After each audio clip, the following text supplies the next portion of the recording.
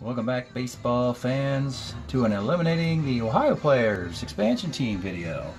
Don't do the expansion teams very often on this, but I decided to do it here. Interesting team. They improved everything. Their batting average, their ERA, and their win-loss record. They improved by 3 games overall in the standings. Last year, Don Wilson was their lone all-star. This year they had a couple hitting all-stars, and the hitting was the shining part of this team. Bill Robinson, his 73 card was put into play, and it paid off big. A .312 batting average, 12 homer, 26 RBI. Dave Cash also made the all-star team with a .324 batting average. Very surprising to see a couple hitters from this team in the all-star game. Interesting number of stolen bases. You see 7 guys have at least 1 or 2, but not many more than that. We have a couple B stealers here, not much more than that. Johnny Jeter is a nice card, as does Gene Klein's and Chuck Hinton, and Dan Driesen. Really, that's really nice. And Ike Brown's card is a particularly nice card. Didn't do very well. But they've got some nice hitters cards, and some of them are going to expire. And then the pitching staff, boy, they have 4 really good starters: Don Wilson, Al Downing, Doc Ellis, Rudy May. And it was Doc Ellis in the 3 spot who shined this year. He struggled last year, but this year, .297 ERA, just missed getting to the All-Star game. In the bullpen, they had the lefty Tom Hall, led the club in ERA, setting up the closer Mudcat Grant. He had been to a couple All-Star games, but not in this particular year. Did have 9 saves. His ERA was a little high. And the last 2 guys, the longmen in the bullpen, were the least effective players. Vince Colbert and Sal Campisi. They were just emergency players taken at the end of the draft to fill those spots. They couldn't find. These are the best 2 guys they could find, and they weren't particularly good. But that is the case of expansion teams. You can't really find exactly what you're looking for because most of these guys are unprotected, and there's a reason in a lot of cases why. But overall, it was a good year for the Ohio players. They really put a scare into the Minnesota Twins by winning 2 straight road wins. And this Ohio player team was a very strange home and away. They won a lot of road games and lost a lot of home games. And that's just a weird anomaly. For the 1922 Ohio players, let's take a look at their stack of cards from the 1970 season and see. Let's pull out the 8 1970 cards and see what cards are going to be remaining.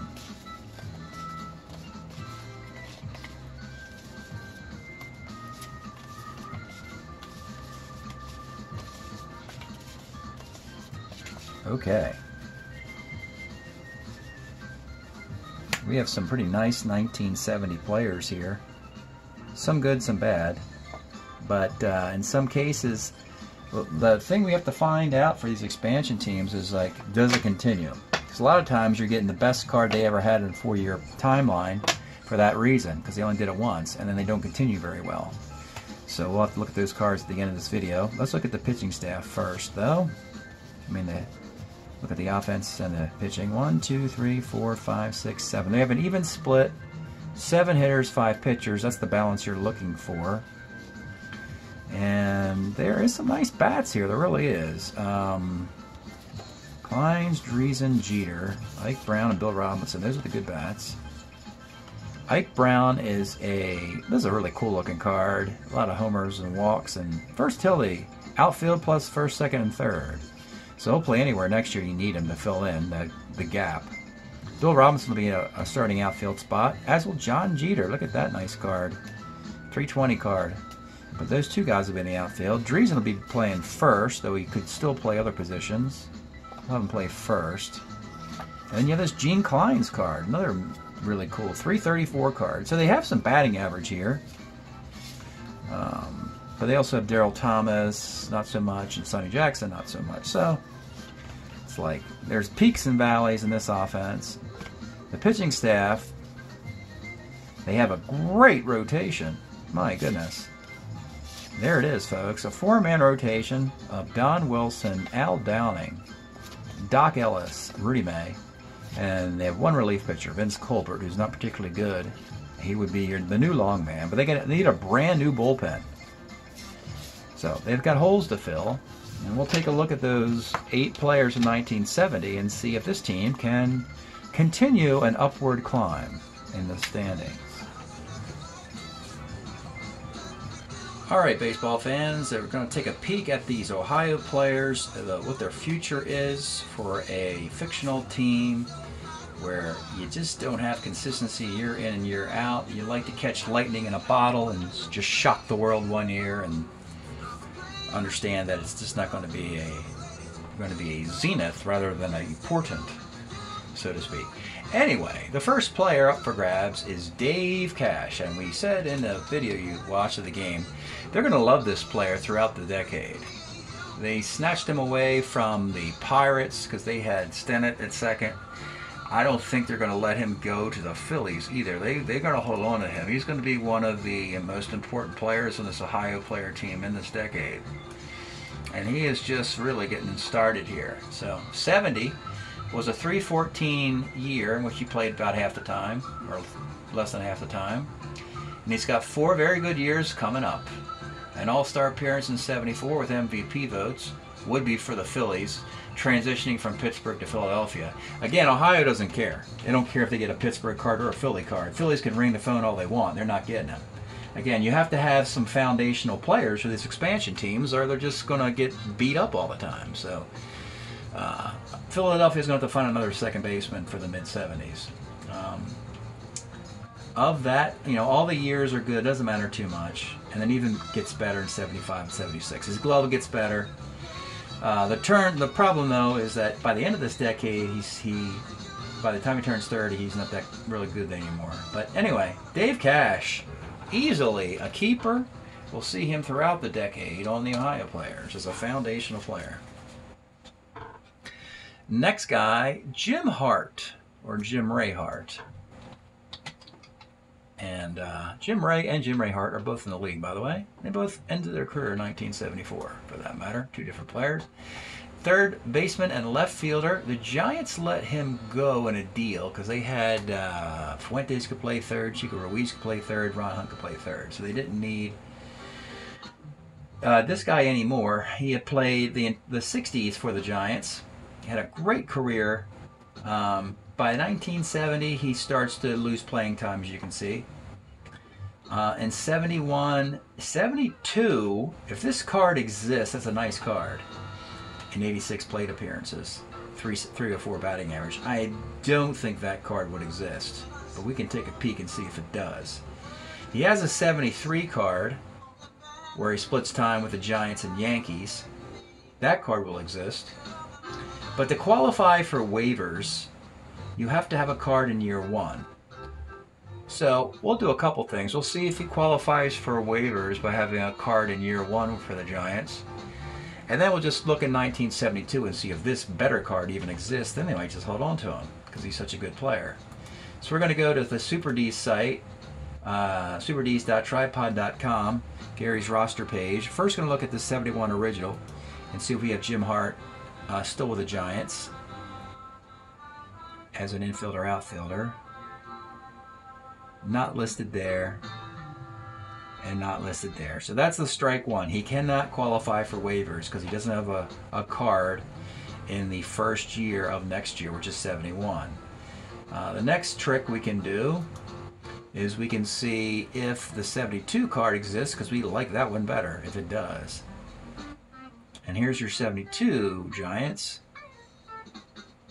And Bonds, Henderson, Howarth, Maddox, and no. No and no. So his career is basically over. He can come out of retirement with that 73 card, but he'd be another team's property. So Jim Hart was a 1-year Band-Aid to play third base for the Ohio players, and that was it. And he made the final out of the season for him. All right, next player, Chuck Hinton. Really nice job for Cleveland in 70 as a useful utility player. Hinton played for the Senators and for Cleveland and California. But in 1970, as a useful utility player, he had .318 with plenty of power. In 1971, he does qualify for waivers. We can double check this. Check and see if we have the 71 original for Mr. Hinton. And for Cleveland, was he with Cleveland or was he with the other team? Yep, 71 with Cleveland. This card exists, I saw it. So let me see how they have it in here. There he is. Oh, he's actually part of the original 20. So the card exists. You might want to put him on waivers though, because you got to get better. And Hinton's going to get worse. So we don't want that if we can avoid it. Next player, Elrod Hendricks. How many Elrods are there in baseball, I wonder? Just one. So, very consistent early in his career for Baltimore. And then he would hit about a dozen homers and hit 240 for the Orioles when he was platooning with Echeverria. And it's really remarkable. 69, 70, 71 during their World Series years. The utilization of Elrod Hendricks. He almost does the same thing every year. At-bats, hits, homers, batting average. Look at this. 12, 244, 12, 242, 9, 250. So you're getting the same kind of performance in 71 out of Elrod, and then it falls off a cliff. Left-handed hitting catcher. I'm going to hold on to him.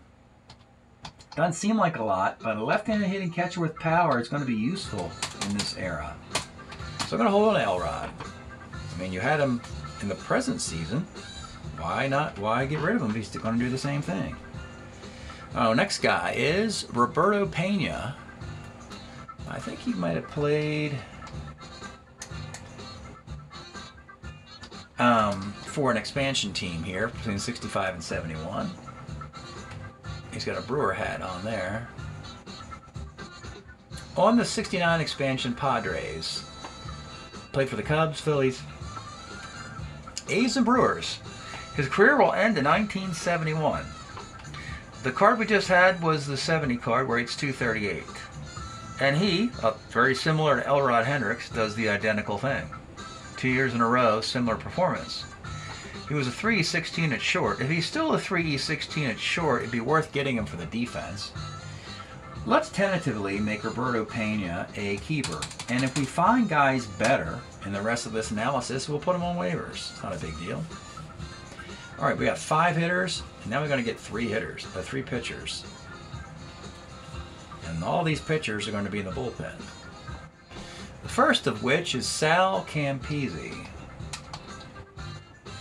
Short little career, was a Cardinal, I believe,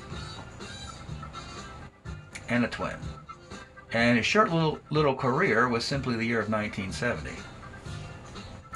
A 2.94 ERA was the good news. The bad news was the unsightly 1.8 whip.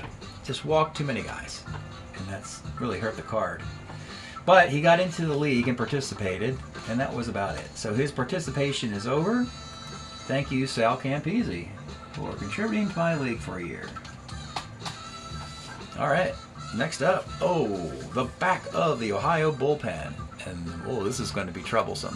First guy's a keeper, I know that. Tom Hall, Cincinnati Red. Yeah, this dude. This guy had some nasty cards.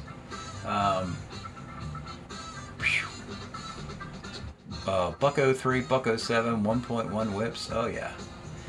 All sorts of versatility. This is a gem. I mean, this is exactly what you want to... might be the most valuable pitcher in this team because he could start or relief, and he dominates. You could pick a 10-1 year for the Reds. Nice year for the Twins. Tom Hall, you're definitely a keeper. And the good news is we have 4 keepers for the young Ohio players. Good news.